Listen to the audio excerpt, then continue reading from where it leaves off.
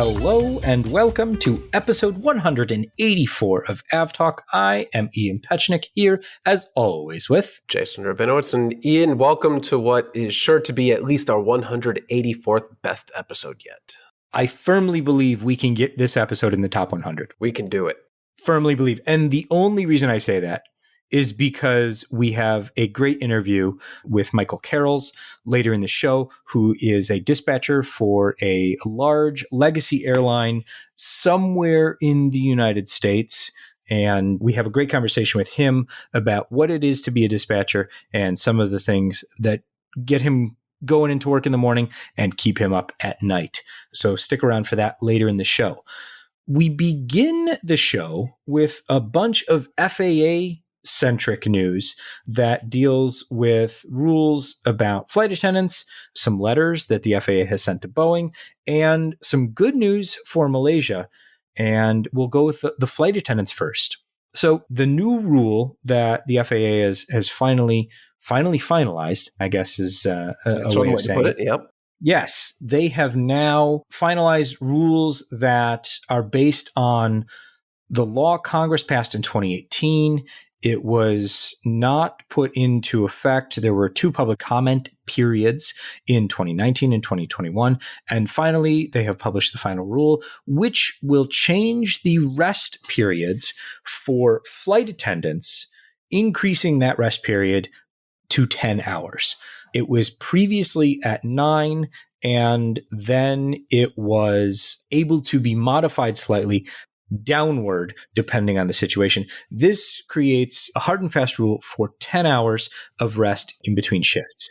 So this puts the flight attendants now in line with pilots across the board within the United States. Well, that's good news. As we all know, flight attendants are there primarily for the safety of the passengers on board, so they should probably have as much rest as anyone else working on that aircraft.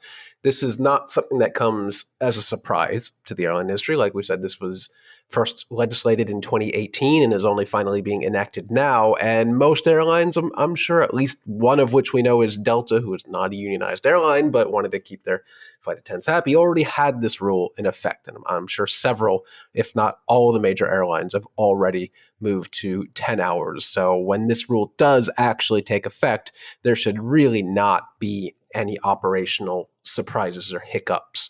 But I guess theoretically, at some point down the line, there could be some minor delays due to crew rest or flight attendant rest being mandated at 10 hours, and they're not able to drop that down under any circumstance in this point. Yeah, so nothing that the airlines are surprised about at this point. But to Jason's point, yeah, when we're waiting for your crew, that could come later down the line because there's now an extra hour there built in. But by then, hopefully everything that'll be accounted for in airline scheduling as well. Good news, certainly for flight attendants, and I think across the board, good news, having a crew that's more well rested, whether they're on the flight deck or in the cabin. Especially, I just like dealing with people who have had sleep. Especially now, since airlines have been pushing their aircraft and personnel to the absolute limits, I'm sure everyone will be happy to have a little bit extra sleep. Absolutely. Let's move now to the letters that the FAA has sent Boeing, which is to say the FAA is once again concerned with Boeing's actions regarding the 737 MAX, this time in turn for the certification of the 737 MAX 10. The FAA sent a letter to Boeing saying they need to submit all of their safety system analyses before the FAA can even look at these things. And they take a long time to look at, and boy, is the clock ticking. So the reporting that we've seen from folks like John Ostrow at the Air Current, other reporters at Reuters, including David Shepperson, is basically that summer 2023 now seems like a reasonable period for the expectation that the 737 MAX 10 will be certified. This would pose a problem for Boeing, or in the current scheme of things, does pose a problem for Boeing, because by the end of December, if the aircraft isn't certified, they need to include a crew alerting system, which the 737 does not have. Now, that's based on a law that was passed 2 years ago. Last week, a Senator, Roger Wicker, the top Republican, who is on the Senate Commerce Committee and has been involved with certification efforts and writing the regulations and laws that govern these things, submitted an amendment proposing extending the deadline for Boeing to win approval until September of 2024. Wicker wants to attach that amendment to the annual defense spending bill, which is basically, if it gets attached to the defense spending bill, it'll pass, because no one wants to vote against defense spending in a must-pass bill. Just stick it full of some pork and it will get through. Yeah. So the idea is to get this in and then let Boeing certify the aircraft based on the old rules rather than the rules that were passed 2 years ago, in order, as Congress said, to increase the safety of the aircraft. Boeing has always said that the 737 MAX without the crew alerting system is safe. None of the other models of the 737 have them. And they say adding this to specifically just the MAX 10 would cause confusion amongst the crew. So at least this gets us beyond the rhetoric that we were hearing from Boeing over this past summer, that if they don't get an exception, if they're not certifying this aircraft by the end of the year, they just won't build, or they will scrap the 73 MAX 7 and 10 program. That was never going to happen, but at least we seem to be moving in the direction of extending the period of, I guess, eligible certification for this aircraft. But I really hope they meet whatever the next deadline would be. I don't know if we actually know if this is exempting these particular aircraft or extending the deadline for any aircraft, but whatever it is, I really hope Boeing can meet whatever is set for them. The interesting thing about we'll just scrap the program, I don't think anyone ever took that seriously, especially since they started going out and getting new orders for the MAX 10. Like significant number of orders from major airlines like Delta. And so I think they tried that. Everyone who is anyone was like, okay, sure, that was a bad. No one believes you. So they're like, okay, let's go the other route. Let's get so many orders that we have to build the plane, and then Congress has to listen to us, which I think was a more likely. That's a much more strong argument. Much more, as far as Boeing's concerned, I think that was much more likely in the long run. So I think it was kind of an unforced error to say, well, we're not going to build the plane. I think the tack that they're taking now is a much more convincing argument as far as congressional movement is concerned. So, I mean, we'll see how things go. My take on it is that Wicker's amendment will pass as part of the defense bill or something else. Boeing will have enough time to certify the aircraft post 2022 into 2023, and then you'll see airlines starting to take delivery near the end of 2023 for the 737 MAX 10.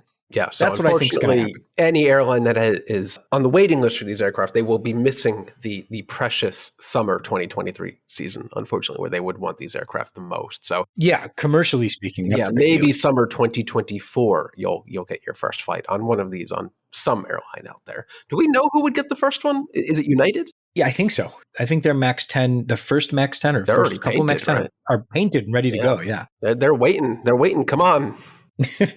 They got to retire those 757s sometime. Eventually, one day. The FAA upgraded Malaysia's safety rating. Hey. So that's great news for Malaysia. They've returned to Category 1 status, which means that they now comply with all of the ICAO standards. They are authorized to serve the United States, enter into codeshare agreements with U.S. carriers without limitation, and they can begin new routes. So hopefully that means that we see some increased service from Malaysia in the near future. I think that would be a great thing. Yeah, I'm not sure this actually changes anything, because Malaysia would still have been able to operate to the U.S. on whatever existing routes it had, but it didn't have any. I think they last served LAX quite a while ago, but I don't think they had any active routes to the U.S. right now. So while it doesn't really change anything, if any airline in Malaysia wants to start operating to the U.S., now they can. Great. Now they can. Yeah. Sadly, Mexico remains at a Category 2 rating, so they cannot add more service, even though certainly airlines in Mexico would want to at the moment. Yeah, that one stuck around for quite a bit longer than I think anyone thought it would. Yeah.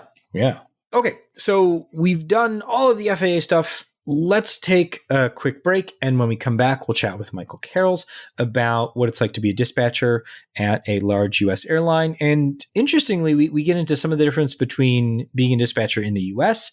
and how airlines outside the U.S. work at a similar level. And that was a surprising and very interesting portion of the conversation. So stick around for that. We will be back in just a moment.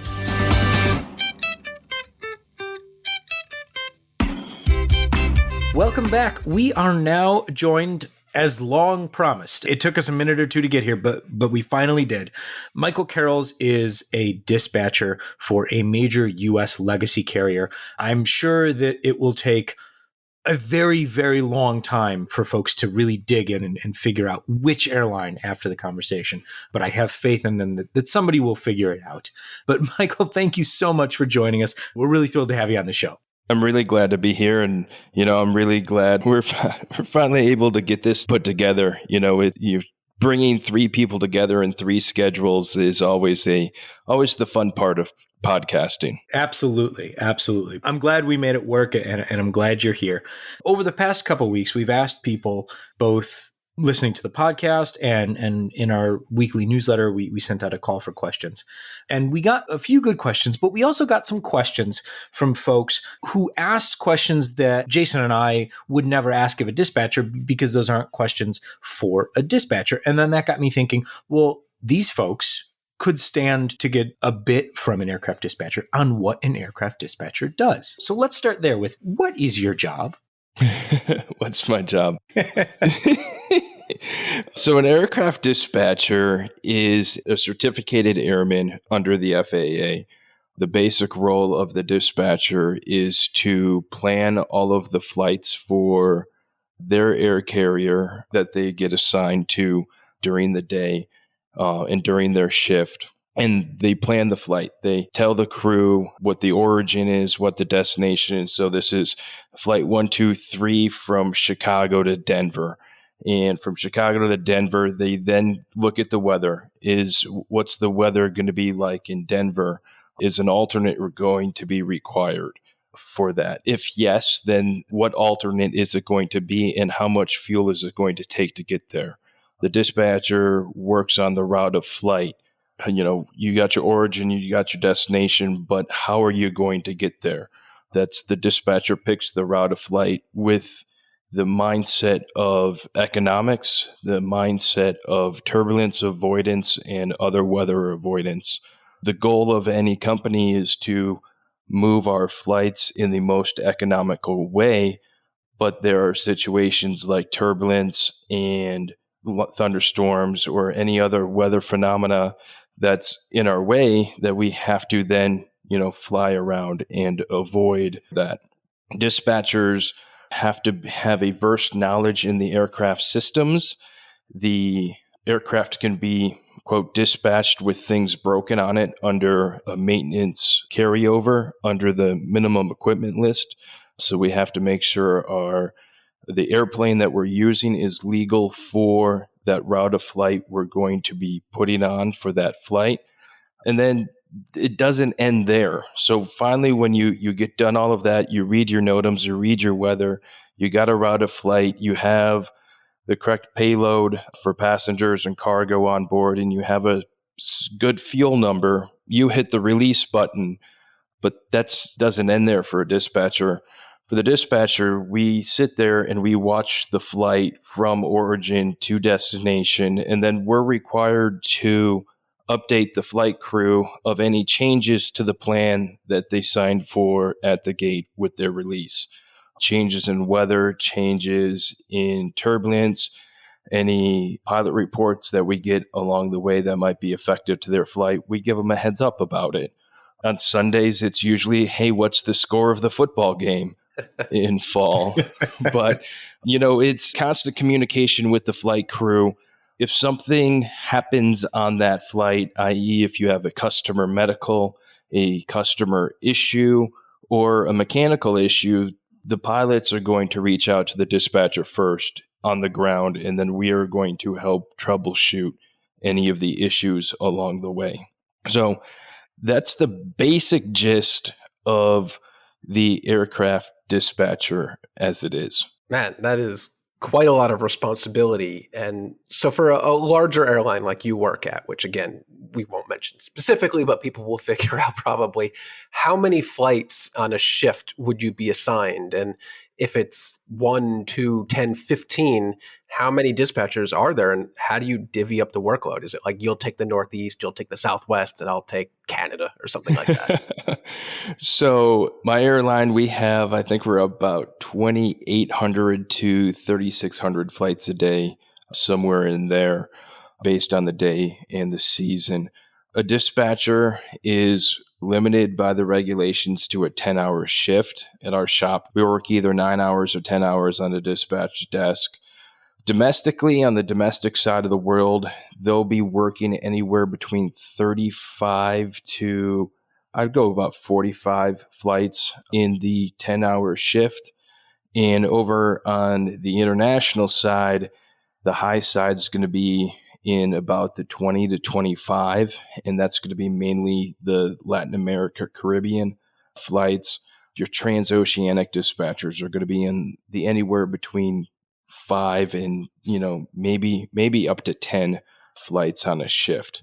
Their workload is a lot less, mainly because it's farther, it's a longer route, but then you have ETOPS and all of that stuff that you have to put in there. The workload for international flight plan is more than a domestic flight plan. So you also asked, okay, how do we divvy it up? At my airline, it's by region. You work a region of flights. So you could be working, transcons. You're working JFK, San Francisco, JFK, LA, throw some San Diego, some Vegas in there, but you got Kennedy to, Vegas, San Diego, LA, and that would be your world. Your world is the entire country. And is that for like a particular day, or do you repeat the same kind of like territory that you get familiar with? So line holders or desk holders will work the same flights every single day that they're working. That's kind of their desk. This is what they become very specialized in those flights. Now, we also have relief dispatchers, which work the desk of the dispatchers when they're on vacation, because unlike most jobs, someone has to do your job for you when you're on vacation. You can't, just come back from your vacation and have a pile of flights to work up. That doesn't work out very well for many people. Sorry, we can't fly to Seattle this week because Jim's on vacation. Exactly. We've had some management try to suggest that before, but we quickly told them, yeah, that doesn't work that way. So there's that region, but your region could be small. You could be working out of Atlanta, Tobacco Road airports. Maybe Dulles is the furthest north you go, but you have Greensboro, Richmond, Charlotte, and maybe Savannah. And now your world is Georgia, North Carolina, South Carolina, and Virginia. It's much more compressed. Internationally, we break things out by ocean. We have a North Atlantic quad. We have a Pacific quad. A quad being 4 or 5 dispatchers all in a row that are working the same region. So you kind of have some resource management back and forth with each other and some support. And, have like you said, Latin America, we'll have an Atlantic, we'll have a Pacific, and then, we'll have Africa. And Africa is kind of a pseudo North America desk. It's a unique desk. Can you tell us what you typically work on without giving away the actual secret? So I have moved on from the actual guy sending flight plans, and now I work more in the ops management side of the office in the dispatch profession. And what I work on when I work the floor is I work a fleet of airplanes, and I make the customer delay, cancel, swap airplanes, do a bunch of stuff in the background to make sure we stay on time role. Now, that's an important job, too. And I just last week actually I was flying JFK to Seattle, and we had on Delta's 321 Neos, they had some bad luck with a few of their aircraft, and they had to swap a few out. And I was very thankful that instead of just canceling my flight and say, sorry, you're going through, I don't know, Denver now, they were able to swap it out to a 739 instead of the 321. So that was probably took a fair bit of reconfiguring some flight schedules. And I was very happy someone was able to do that. Could have been you, could have been someone else. I don't know. Yeah, it could have been. It's one of those things, especially when you talk about the operation on the fleet side of things. The fleet operations manager is supposed to really, their whole goal is to make sure there's a pilot crew, a flight attendant crew, and an airplane at the gate with the marketing schedule as it got published. If one of those three components is not there on time, we either have to move airplanes and equipment around to make sure we have an airplane that's there on time. We need to reroute crews to make sure it's there for an on-time departure, or we have to delay, which is pretty much usually our first and best option for, recovering any situation like that. And if delay doesn't work and you still aren't going to get a piece to the puzzle that you need, well, then cancellation is pretty much our last resort of what we're going to do. How computerized are things these days as far as using either, planning software or things like that to either make the decisions or help make the decisions? How much of that is built in and computerized versus how much of it is people sitting down and figuring out, okay, what are we going to do here? It's a good mix between the both. Our flight planning system is completely computerized. A dispatcher sits down, pulls up the flight, they sees the amount of payload that's going to be on there. They hit the compute button. The dispatcher isn't sitting there with a calculator adding up the fuel to get the total fuel bill. Everything is done and automated there. So that's all computerized there. They still need to do the manual, hey, let's look up to see what these different MELs are. I have to manually go and take a look at the weather. I'm still using a computer program to read the weather and the NOTAMs, but it's a manual reading of the weather and the NOTAMs to do it. There's no machine learning that we have yet that will read weather and NOTAMs for us and do any sort of critical thinking for a dispatcher. We don't have a machine learning system based on it on the dispatch side. And that's pretty much the same on the operations management side. We have a lot of tools that gives us a lot of good information and a lot of good analytics about customers and about connections and about high value customers and value scores for different flights that we can help make a decision. But in the end, it's the human sitting at the computer that's taking all the information in to go ahead and actually make a decision. Now, we're working towards a more machine learning, machine analytics type of operation, but we're not there yet. You mentioned weather, and we always talk about, weather being a very both predicted and still yet unpredictable. And one of the questions we got from a podcast listener was about kind of the dealing with weather that hasn't happened yet. So their question was, how do you dispatch forecasted weather where there's thunderstorms that could pop up? And say you're dispatching a transcon flight from San Francisco to New York, and halfway through the flight, you're expected to see thunderstorms, but they haven't materialized yet. So you don't know exactly which way you're going to need to go. How do you deal with that? So there's a couple of ways we can do it. So with your specific example, line of thunderstorms that are going to pop up, we have a bunch of tools that we can use to know that the thunderstorms will pop up, and given their timing that they are going to pop up. We have our own in-house meteorology department that writes our own forecasts and does a lot of our weather charts for us. And then they issue forecast areas of, in this case, thunderstorms of convection, and they give a time that it is going to be, hey, we expect it to pop up at this time. There's also some tools that the dispatcher use from MIT's Lincoln Labs. That's some really, really good, high quality forecasting on there that is used pretty much throughout the industry, both at the airlines and at the FAA level, to see what kind of forecasted impact there is going to be from that weather. And that, then you just use other forecasts, written forecasts, and that along the way for you get a good general understanding of where the weather is going to be popping up. It's definitely a little bit more sophisticated than what they show on the Weather Channel. But now you see the future high res radar guesses from the Weather Channel of how's this weather going to move through, or here's how it's going to build. And you even see it on your local news. A lot of it's the same. We see where the weather is going to be, and then we just have to manipulate our route to either avoid that area or, throw on some extra fuel to make sure that we can avoid that area. But I would say that most of the time, if we know a line of thunderstorms is going to pop up, and by the time we're going to be there, it's going to be there, we will route around it just like it was actually there.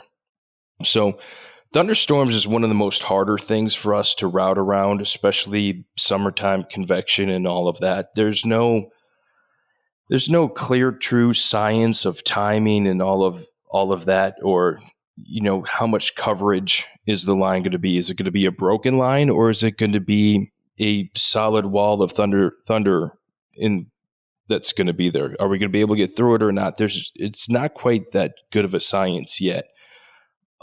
Just going back from what's been going on this last week, here in October of 2022.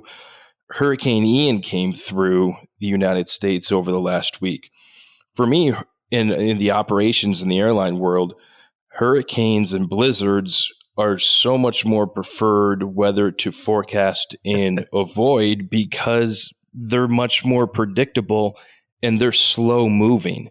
And you have time to get a good plan in place, action that plan, and then you also know when you're going to be able to recover and start operating again once the storm moves through.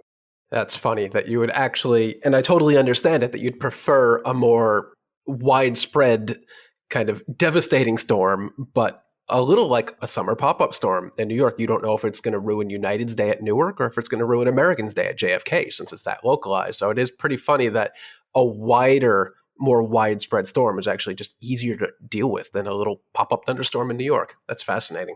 No, absolutely. I would take a hurricane over a New York swap event any day. We don't want hurricanes ever. And, we want to run our flights. But like from the operational side of things, I'll take the slow moving storms better. You talk about pop-up storms, you just one cell pops up over LaGuardia, and that's it. That's it for that airport. But, Kennedy's running fine and Newark's running fine.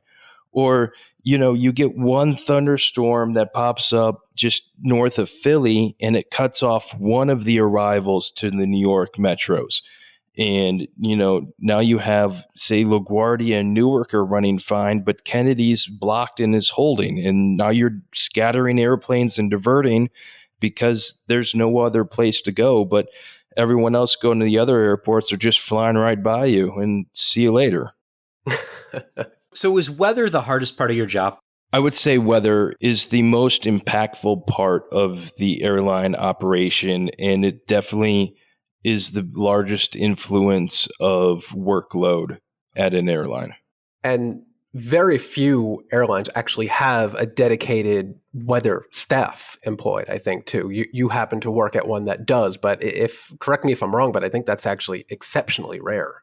I think most of the majors have access to their own meteorologist, or they have a contract with people that are meteorologists that work in their operations center. But for us, they're actually airline employees. They have the same skin in the game in it as we do. They're not forecasting for, a bunch of other people or throwing out just broad forecasts. They're definitely airline specific forecasts, and they are a great team that we work with. Yeah. And speaking of rare, dispatchers overall, we talked a little about this before we hit the record button. The U.S. airlines are actually in a class of their own when it comes to dispatching, since we talked a little about that. So most airlines out in Europe, Asia, they don't actually have dispatchers. Can you tell us a little bit about why that might be, or how they operate sans dispatching?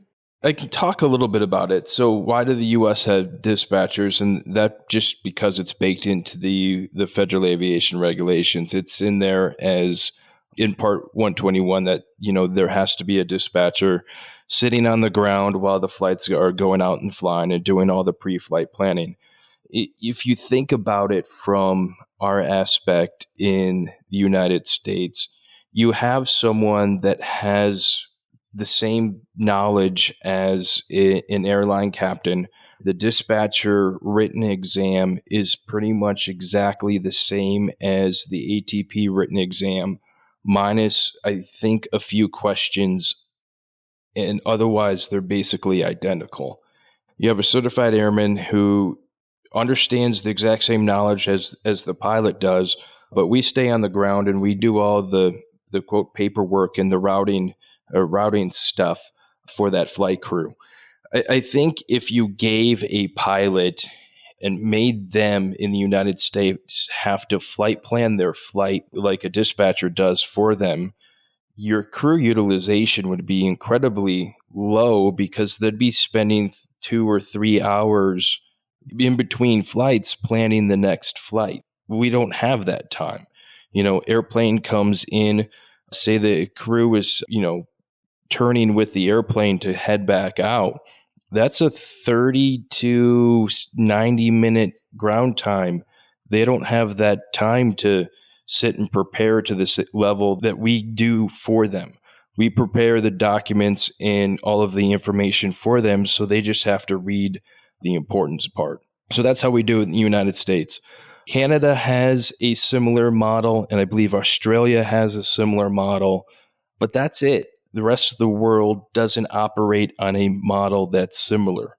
There's a new flight planning system out there that's mainly used in Europe that uses the machine analytics to read the weather NOTAMs, and it goes through and looks at, looks being in air quotes, looks at the weather and the convection and the thunderstorms in areas that are closed, and it auto flight plans for those carriers based on the payload. And, it's a computer that's doing it, and they might have one person there for their whole operation that just manages the exceptions if something, if the computer can't handle it. I don't want to say one way is better than the other way because there's no, yes, this is the best way, or no, this is the best way.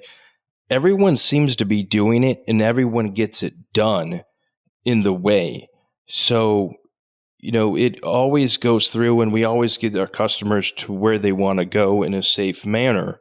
It's just a different way of doing things.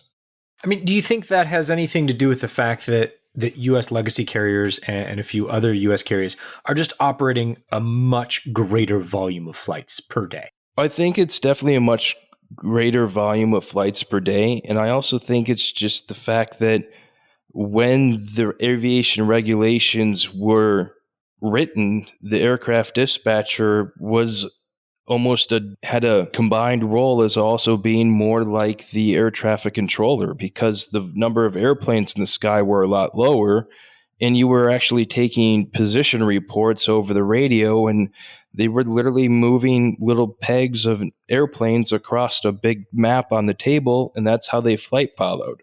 And you'd be able to see other airlines and all of that. The whole dispatching thing came around, same thing with the air traffic control thing, when two airliners came together over the Grand Canyon. And that's where this whole thing started. Basically, everything that has ever come out of the airline industry, especially in the United States, came about because something terrible happened. And then they figured out, okay, let's figure out a way to make it safer. And I knew about the kind of the genesis of the modern air traffic control system, but I didn't realize that it had such a dispatcher focused portion as well. I have two questions for you since I know we're running out of time. What's your favorite part about being a dispatcher, and what's your least favorite part? Is there anything you look forward to at the beginning of the day and anything you really, really don't want to do but still have to do? I like the complexity of the job and how it changes day to day. You'll go in and it changes season to season. I love working the operation and the operation floor in October, late September, October. This is great. This is great weather. They're easy days at work because, there's the convection isn't there. Things are cooler, big high pressure across most of the country, VFR weather everywhere. It's great.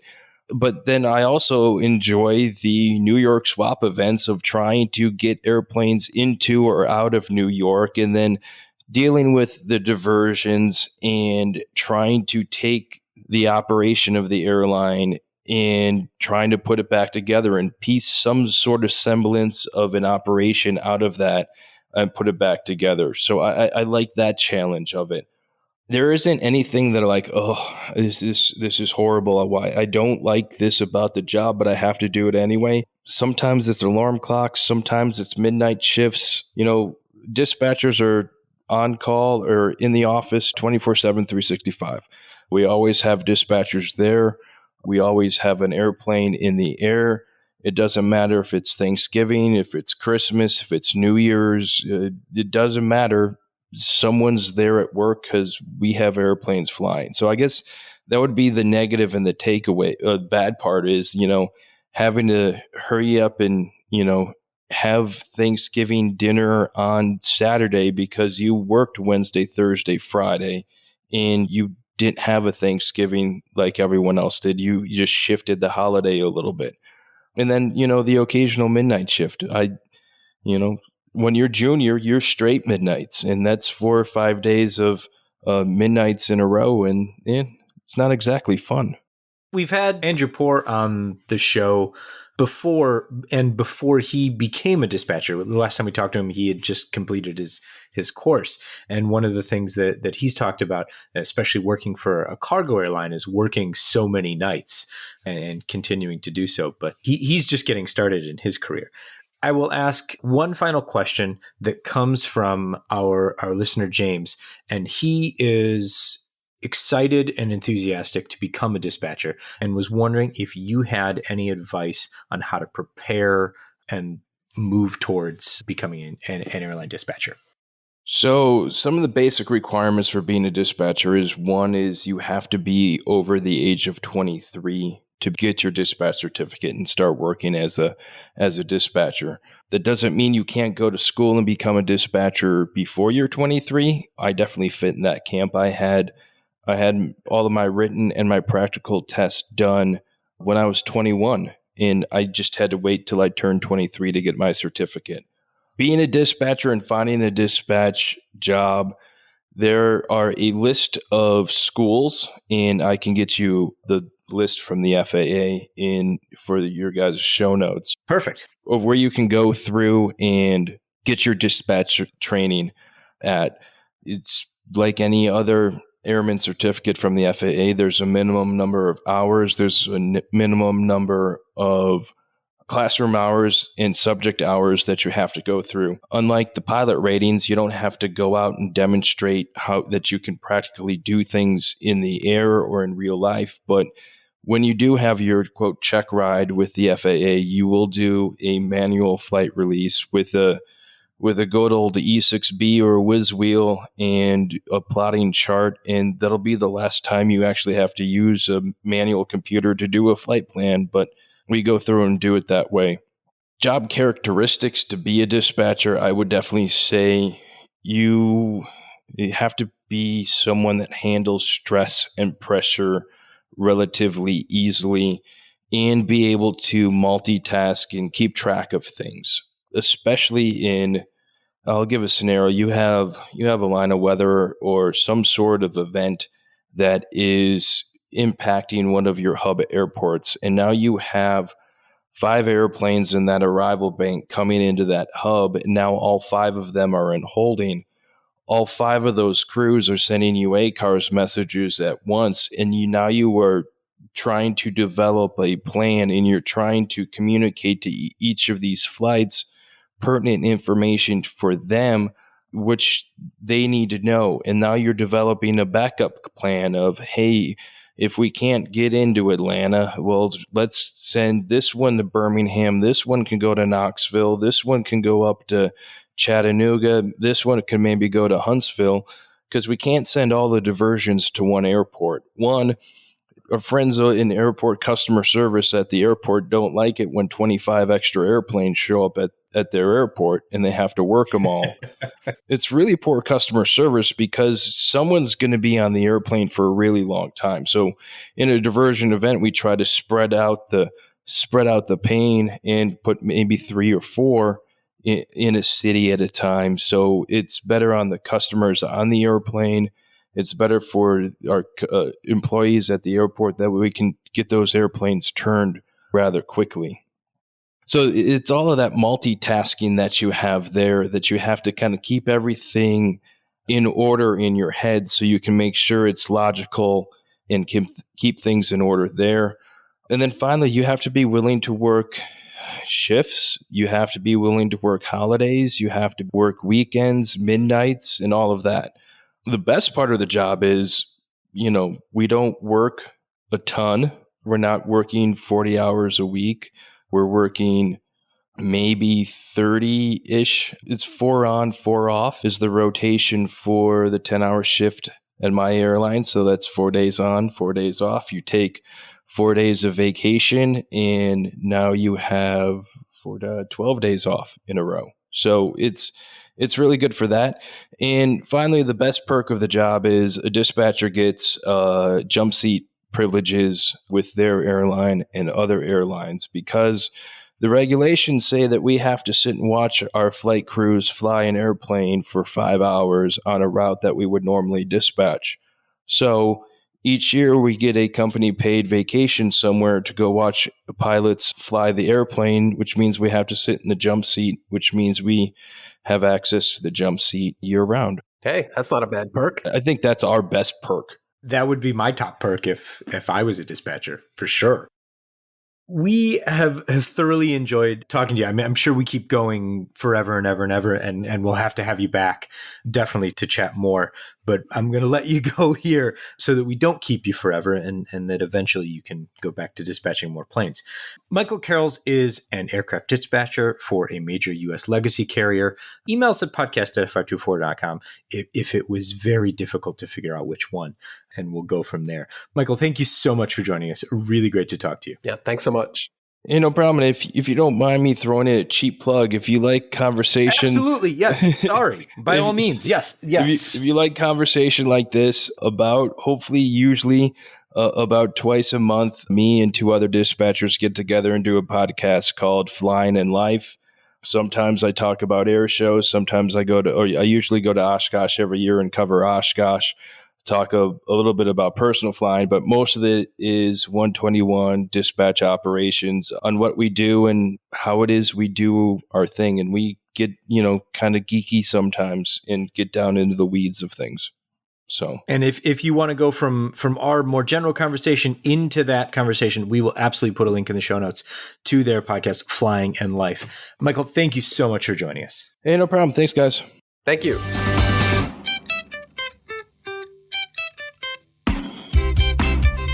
Welcome back.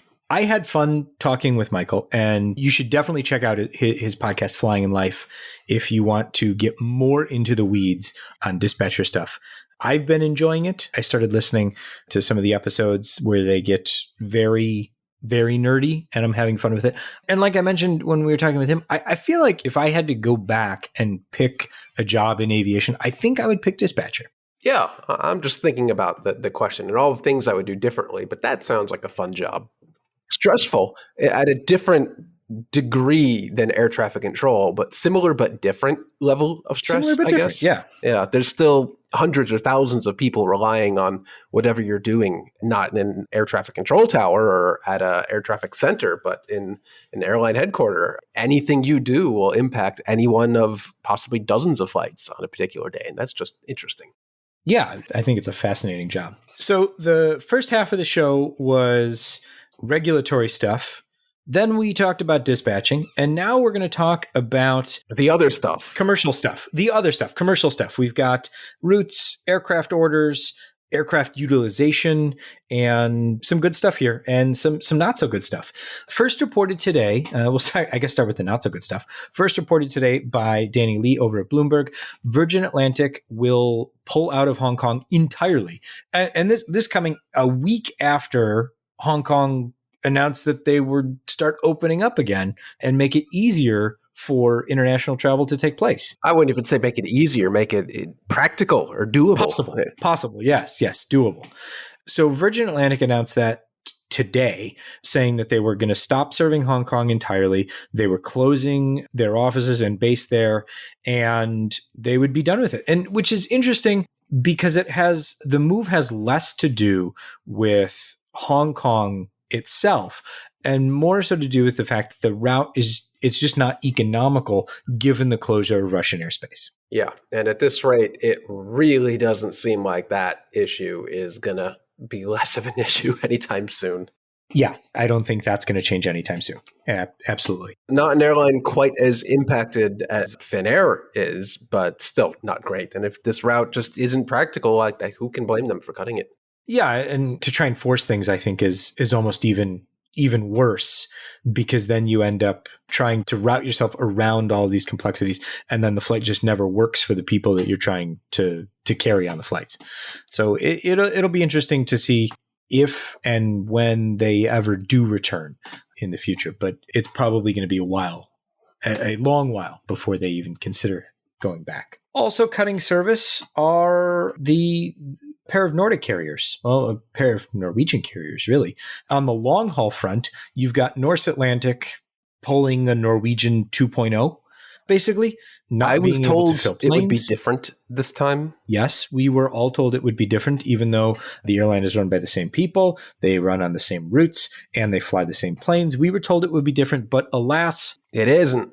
It isn't different. They are cutting flying over the winter by 31%.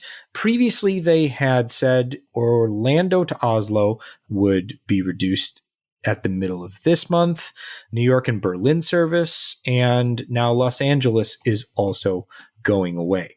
So not great. Norse is down to 6 routes for the winter season.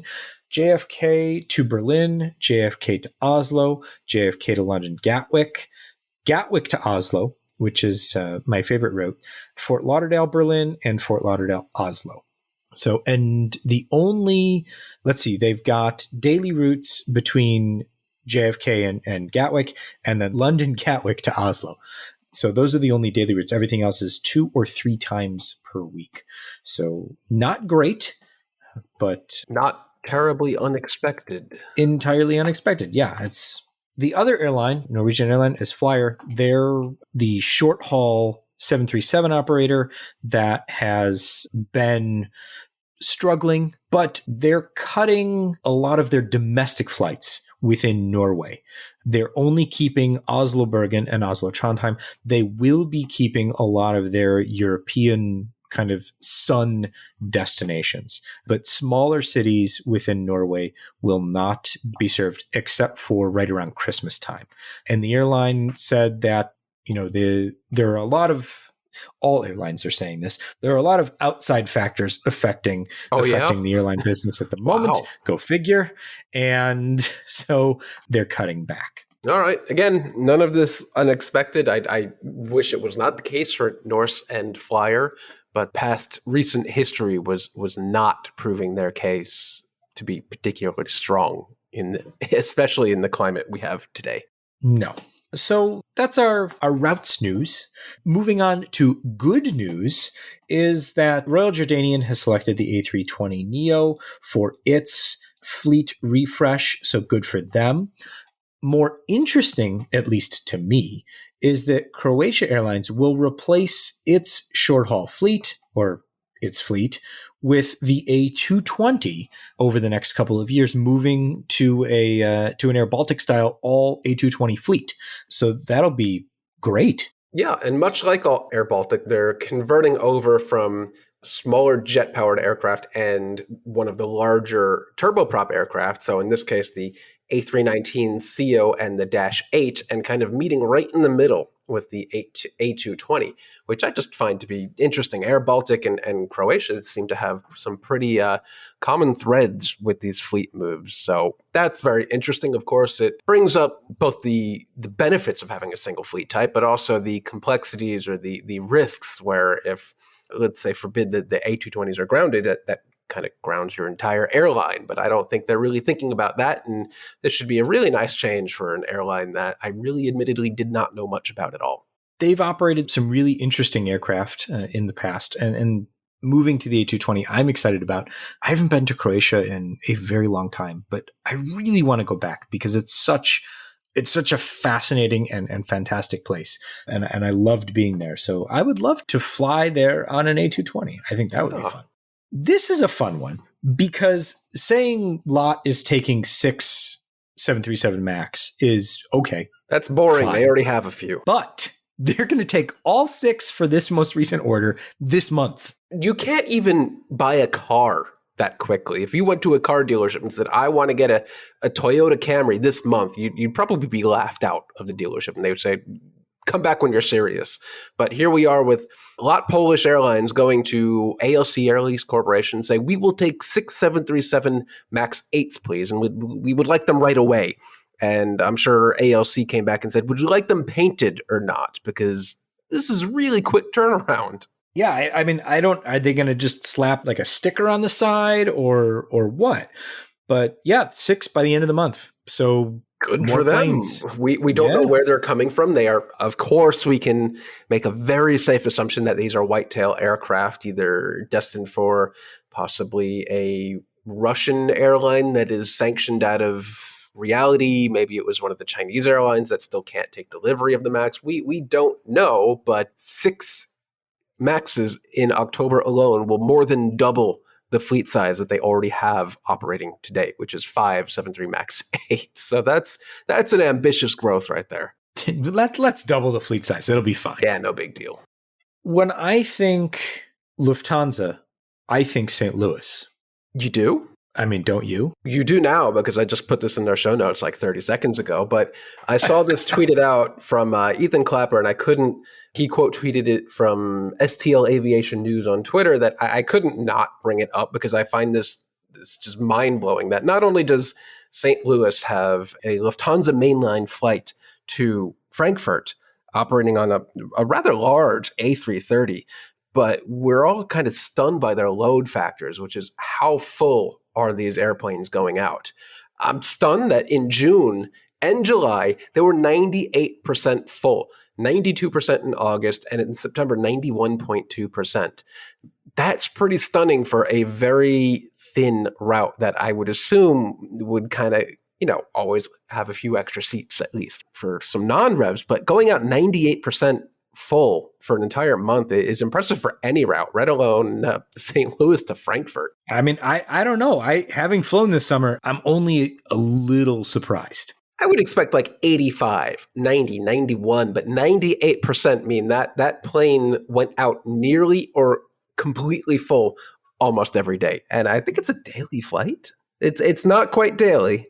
It's every other day or every third day, but still, that's impressive. So hats off to whoever was behind developing and rolling out the St. Louis to Frankfurt Lufthansa Good job, route. Air Route Development St. Louis. You did your math right, as long as you're actually turning a profit, because as we all know, just because the plane is full doesn't mean anyone's making any money off it. Well, hopefully somebody's making money. Hopefully everyone's making money and everyone's happy and enjoying the flight. So I want to close the show a lot differently today. My wife's grandmother passed away this week at the age of 99. Wow. And she lived an incredible life. And, it's sad, but it wasn't unexpected. It wasn't shocking, but certainly sad nonetheless. And almost 10 years ago, for her 90th birthday, the whole family flew out to Boston. And basically, she took us on a tour of where she grew up in Boston and told us a bunch of stories about her life beginning in, the late 1920s Boston. And she told us one story about volunteering during World War II. And there's always an aviation angle, as John Oscar says, and this is the one. And I think it's a fascinating story. So I want to play that now. The First Army headquarters was here. And I would volunteer on Saturday night. I'd go downtown, and I'd work at their air control. They had no radar. We used to track the planes for the New England. And it would be one big room with a map, all of New England. Take your shoes off, you climb up on this map. They give you earphones, they give you a dummy. And as the plane came in, it was a P-38, you'd put a little flag and say P-38. Then you'd put, if it was going southeast, you'd put another thing. You put it down on the ground. The tracker, the earphone guy would tell you where the plane was moving, and you moved the little dummy. Wow. And that's how they tracked the airplanes before radar. And I think that anybody who has, grandparents or parents who were kind of not necessarily fighting in the war, but were serving in different ways, probably has similar stories about, bomb shelter captains and things like that.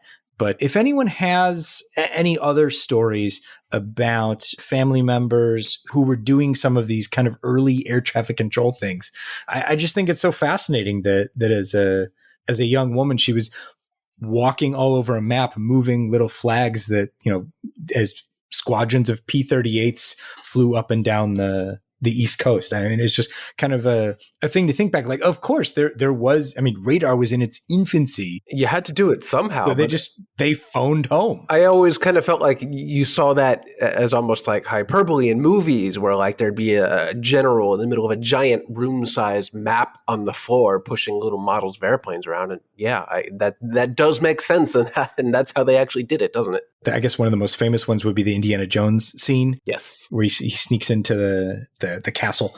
But yeah, no, I just thought it was fascinating that she, they go volunteer and move planes around. So I thought that was really cool. And she was a very, very interesting woman throughout her life and got up to all sorts of things in a similar vein. But that was the aviation one. Well, thank you for sharing that. That was nice. If anybody has any other stories about that, by all means, podcast@fr24.com. We would love to share some more of those. Either email us with the stories or email us a voice memo so that we can put it on the show and learn about some of the other really cool stories that are out there. This has been episode 184 of AvTalk. Jason, we started the show saying that it would be in the top 100. I'm going to go out on a limb and say top 50. I was going to say top 50 as well. Yep. The rest of it was pretty mundane, but the interview and that last bit at the end really, really put it over the top. So we're working our way up. Let's see. Episode 184, and we are done. I am Ian Petchnick, and I am here as always with Jason Rabinowitz. Thanks for listening.